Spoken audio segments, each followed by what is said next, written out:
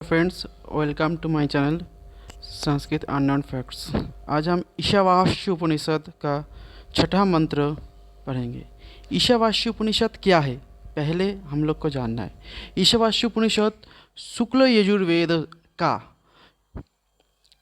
तैत्तिरीय और शाखा में है, और उसका दो जो शाखा है, कान्य शाखा और माध्यान्दिन शाखा, दोनों शाखा में मिलता है। थोड़ा पाठभेद है, पर ईशावास्य उपनिषद है सबसे छोटा उपनिषद। इसमें ओनली फॉर 18 ही मंत्र है, और ये उपनिषद संहिता भाग का अंश है।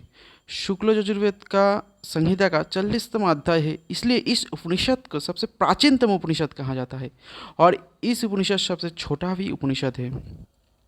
ईशावास्य उपनिषद में कुल 18 मंत्र है, उसमें हम छठा मंत्र अभी पढ़ाएंगे। तो शुरू करते हैं।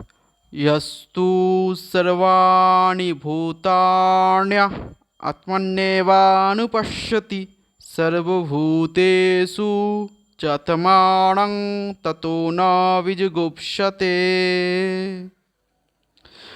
यह तू, इसका जो अन्वय है, यह तू सर्वाणि भूतानि आत्मनि एव अनुपश्यति सर्वभूतेषु आत्मानं च ततः न विजुगुप्स्यते। अर्थात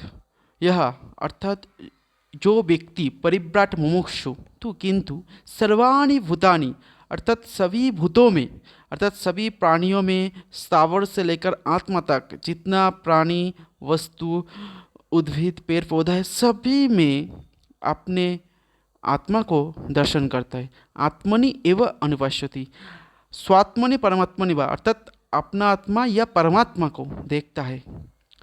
और सर्वभूतेषु च आत्मनाम, उन सभी भूतों में, अर्थात बाहर में जितना हम लोग देखते हैं प्राणी, स्थावर, जंगम, जो मनुष्य है, कीट पतंग, जितना सारा प्राणी, उद्भिद, पेड़ पौधा है, सभी में अपने ही आत्मा को देखता है या परमात्मा को देखता है। इस दर्शन के कारण, ततः अर्थात तस्मादेव कारणात्, इस दर्शन के कारण वह न विजुगुप्स्यते, अर्थात घृणा नहीं करते, किसी को घृणा नहीं करता है। क्योंकि इधर घृणा किसको होता है? जो अपने को दूसरे से अलग समझता है, उस पर अहंकार है जिस पर, वो दूसरे को घृणा करता है। बस जो अपने आत्मा में सभी प्राणियों को देखता है और सभी प्राणियों के अंदर जो आत्मा है उसमें अपने ही आत्मा को देखता है, उसके अंदर भेद ज्ञान नहीं है। और वो जिसके अंदर भेद ज्ञान नहीं है, जो एकम एवं अद्वितीयम इति मन्यते, अर्थात जो एक अद्वितीय ऐसे समझते, उसके लिए किसी दूसरे पर घृणा क्यों आएगा? उसमें घृणा करने का कोई वाक्य या प्रश्न ही नहीं उठता है। इसीलिए इस श्लोक का महत्व है। पहले इस श्लोक को हम देखेंगे एक एक करके। जैसे कि हम देख सकते इस श्लोक में जो संधि विच्छेद है, ये जो है यह प्लस तू, यस्तु, इसमें विसर्जनी सूत्रानुसार में विसर्ग संधि हुआ है, और उसमें विसर्ग के स्थान में स का आगम हुआ है। उसके बाद सर्वाणि भूतानि आत्मनि एवं अनुपश्यति, भूतानि प्लस आत्मनि, इसमें यण संधि हुआ है, इकार का स्थान में यकार का आगम हुआ है। इसीलिए इसमें आद्गुण सूत्रानुसार है ना, अर्थात आद्गुण सूत्रानु के अनुसार, सूत्र के अनुसार इसमें क्या हुआ है ना, यण संधि। उसके बाद आत्मनि एव प्लस अनुपश्यति, इसमें सवर्ण दीर्घ संधि हुआ है, अकः सवर्ण दीर्घ इति सूत्रानुसार में इसमें अकार और अकार मिलकर आकार का हुआ है, इसलिए आत्मनि एव प्लस अनुपश्यति, अकः सवर्ण दीर्घ। सर्वभूतेषु चात्मानं, चात्मानं में इधर च प्लस आत्मानं, इधर जो संधि हुआ है वो है सवर्ण दीर्घ संधि, अकः सवर्ण दीर्घ अनुसार, अर्थात अकः सवर्ण दीर्घ इति सूत्र के अनुसार तत्र च प्लस आत्मानाम, अकार और अकार मिलकर आकार हुआ है। उसके बाद ततो न विजुगुप्सति, ततो में विसर्ग है तो वो भी एक संधि हुआ है, विसर्ग के समय ओकार हुआ है, हो भग अघ अपूर्वश इति सूत्रानुसारेण अत्र भवति। उसके बाद न विजुगुप्सति, विजुगुप्सा अर्थात घृणा ना करती तो इसलिए। और इस श्लोक में अगर हम बताएं, यह प्रथमा एक वचन है, तू तो अव्यय है, सर्वाणि ये भूतानि जो है द्वितीया बहुवचन में है, आत्मनि सप्तमी एक वचन में है, अनुपश्यति अनु उपसर्ग पूर्वक दृश्य धातु लट लकर प्रथम पुरुष एक वचन, सर्वभूतेषु सर्वणाम भूतम सर्वभूतम तेषु अर्थात सप्तमी बहुवचन में सर्वभूतेषु च आत्मानाम, च एक संज्ञात्मक अव्यय है, उसका बहुत सारा अर्थों में यूज़ होता है, बट इधर दोनों को योग करने के लिए हुआ है।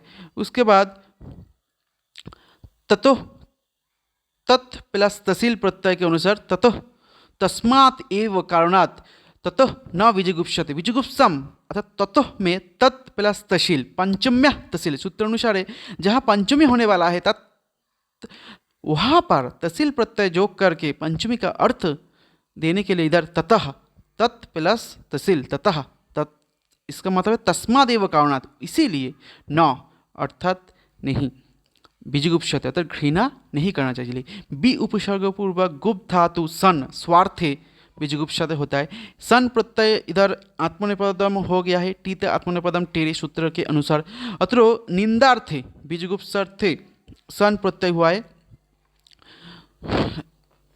और जो है हम लोगों को देखना पड़ेगा अभी कि इसका शंकर भाष्य ने इसमें क्या बोलते हैं, शंकर जी ने जो अद्वैत वेदांत भाष्य किया है उसी में क्या बोलते, तो इसमें अनुष्टुप छंदों का प्रयोग हुआ है। और जो विजुगुप्सा के पाद है वो एक गुप्य निंदा वार्तिक के अनुसार और गुप्त तिच किग्वशन इसी सूत्र के अनुसार बी प्लस उपसर्ग पूर्वक गुप्त धातु हो, गुप्त धातु के बाद सन स्वार्थे सूत्र में हुआ है विजुगुप्सते, गुप्त से निंदा के अर्थ में प्रभावित होता है। अभी जो शंकर जी ने भाष्य किया है इसके ऊपर उसी के बारे में थोड़ा चर्चा करेंगे। इसी मंत्र में शंकर जी ने कहा है यह परिव्राट मुमुक्षु अर्थात सर्वाणि भूतानि आत्मनि एवं अनुपश्यति अर्थात आत्म व्यतिरिक्त न पश्यति इत्यर्थः। तो यह परिव्राट मुमुक्षु, जो परिव्राट मुमुक्षु व्यक्ति होता है वो सर्वाणि भूतानि सभी भूतों में अर्थात अव्यक्तादीनि स्तवरांतराणि, सर्वाणि भूतानि मतलब क्या है ना, अव्यक्त से लेके स्थावर पर्यंत सभी भूतों में आत्मनि एवं अनुपश्यति अर्थात आत्म व्यतिरिक्त न पश्यति इत्यर्थो। आत्मनि तो खुद का आत्मा में ही देखता है, परमात्मा में ही देखता है, सभी भूतों में अपने आत्मा अर्थात परमात्मा को ही देखता है, इसीलिए बोला गया सर्वभूतेषु च तेषु एव भूतेषु, तेषु एव इत्युक्ते वही अव्यक्त से लेकर स्थावर पर्यंत सभी भूतों में च आत्मानम तेषामपि भूतानां स्वात्मानां आत्मत्वेन जत अश्व देहस्य कार्यकारण संघातस्य आत्मा अहम सर्वप्रत्यय साक्ष्मीभूतश्च तो ईता केवल निर्गुण अनिनैव स्वरूपेण अव्यक्तादीनां स्थावरान्तराणाम् अहमेव आत्मा इति सर्वभूतेषु च आत्मानां निर्विशेषं यस्तु अनुपश्यति सः वह व्यक्ति ततः तस्मादेव कारणात् तस्मादेव दर्शनात् अर्थात उसी कारण उसी देखने जो एक ही जैसा देखता है, ये देखने के कारण न विजुगुप्सते, विजुगुप्सा मतलब घृणा न करते इत्यर्थ अर्थात घृणा नहीं करता है। प्राप्तस्य अनुवादम, इसका अनुवाद ऐसा है सर्वा ही घृणा मतलब सभी घृणा क्या होता है ना, आत्मनो अन्य दुष्टम पश्यतो, जो आत्मा से किसी दूसरे व्यक्ति को देखता है, आत्मा से अलग देखता है उसी को ही होता है। आत्मनो आत्मनाम अत्यंतम एवं विशुद्धम निरंतरम पश्यता न घृणा निमित्तम अर्थांतरम अस्ति प्राप्तमेव अर्थात आत्मा से जो आत्मा को ही विशुद्ध मान के निरंतर देखता है, सभी भूतों में अपने ही आत्मा को देखता है, सभी भूतों के अंदर जो आत्मा है उसमें अपना को ही अपना आत्मा को ही देखता है, उसको इसी दर्शन के बाद और घृणा किसी से होने का कोई बात ही नहीं है। हालांकि इसका इसीलिए बोला गया है और इस मंत्र का बहुत महत्व है कि ये मंत्र अगर हम अपना लें तो क्या होगा ना, इस दुनिया में हम सभी जो एक ब्राह्मण, क्षत्रिय, वैश्य, शूद्र, ऊंचा नीच, हिंदू, मुस्लिम, क्रिश्चियन, जैन, ये सब भेद करती है, भेद नहीं होगा। क्योंकि एक आदमी जब अपने आत्मा में सभी को देखेंगे, और अपने आत्मा में सभी को देखने से उसको क्या होगा ना, उसमें हमेशा हमेशा के लिए क्या, आत्मे वो व्यक्ति अपने ही आत्मा में सभी को देखता है और सभी का आत्मा में अपने आत्मा को ही देखता है। वो किसी को घृणा नहीं करते, वो उच्च नीच, धनी दरिद्र, आमिर, ये सब नहीं देखता है। ऊंचा नीच, सेलिब्रिटी, ये सब वो नहीं देखता है। हिंदू, मुस्लिम, क्रिश्चियन, जैन, बुद्ध, सिख, जैन, ये सब जो भारत में विविध धर्म, विविध भाषा आदमी है, साउथ, कोई south Indian, north Indian, east Indian, West Indian, ये सब भेद तब उसी के अंदर नहीं आएगा। हम नेता है, हम मंत्री है, हम ये है, ये सब आत्मगर्व नहीं होगा। क्योंकि जो व्यक्ति अपना आत्मा को, अपने को सभी के अंदर देखता है, अपने आत्मा को सभी के अंदर, तो उसके अंदर वही भेद नहीं होता। और इसी के कारण समाज में कोई द्वंद नहीं होगा, जाति विद्वेष नहीं होगा, दांगा नहीं होगा, और समाज कलुषित मुक्त हो जाएगा, विशुद्ध समाज होगा। आज जाति के नाम से राजनीति चल रहा है और हिंदू मुस्लिम ये सब दंगा में लिप्त हो रहा है। साधारण मनुष्य अपने जान खो देते हैं नेता लोग, मंत्री के बात में आकर।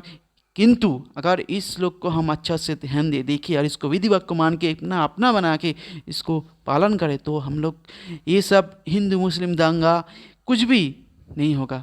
इसीलिए इस मंत्र का बहुत तात्पर्यपूर्ण है, और हम लोग किसी की घृणा नहीं करेंगे। इसलिए कोई अमीर गरीब नहीं रहेगा, अपने अंदर जो कुछ भी सब दूसरे के अंदर दिन, मतलब अपने जितना धन दम संपत्ति है सब दूसरों को बिला देंगे। और इसी से कारण कोई धनी दरिद्र नहीं रहेगा, किसी पर हिंसा नहीं रहेगा, और ये जो विविधता है ये नहीं रहेगा। इसलिए इस श्लोक का महत्व सबसे ज़्यादा है।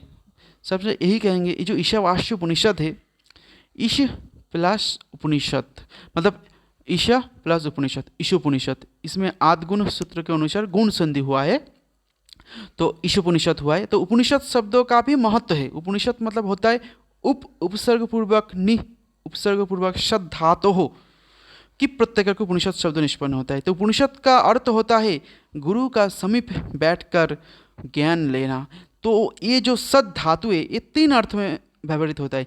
सद, विसरण, गति, अवसादन। विसरण मतलब नाश होना, गति मतलब प्राप्त होना, और अवसादन मतलब शिथिल होना। अर्थात अविद्या का नाश, ब्रह्म ज्ञान का प्राप्ति, और दुख अर्थात जन्म बंधन का शिथिल करना ही उपनिषद का अर्थ है।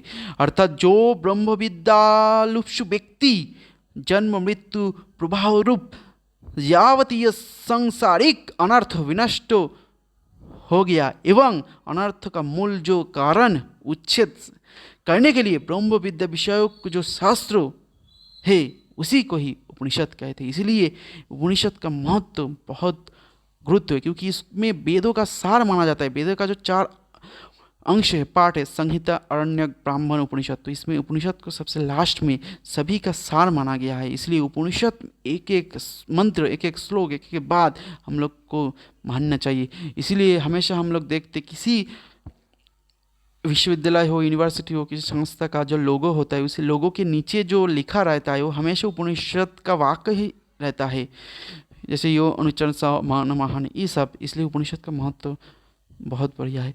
और इस वीडियो से आप लोग अगर उपकृत हो गए तो प्लीज़ चैनल को सब्सक्राइब कर दीजिए और बेल आइकन दबा दीजिएगा। वीडियो को एक लाइक करके ज़रूर कमेंट कीजिएगा, क्योंकि हम लोग को कमेंट से पता चलता है ये वीडियो और भी अच्छा करना है, या कुछ समस्या है, कुछ क्वेश्चन है तो पूछना कमेंट्स में, हम ज़रूर आंसर देंगे।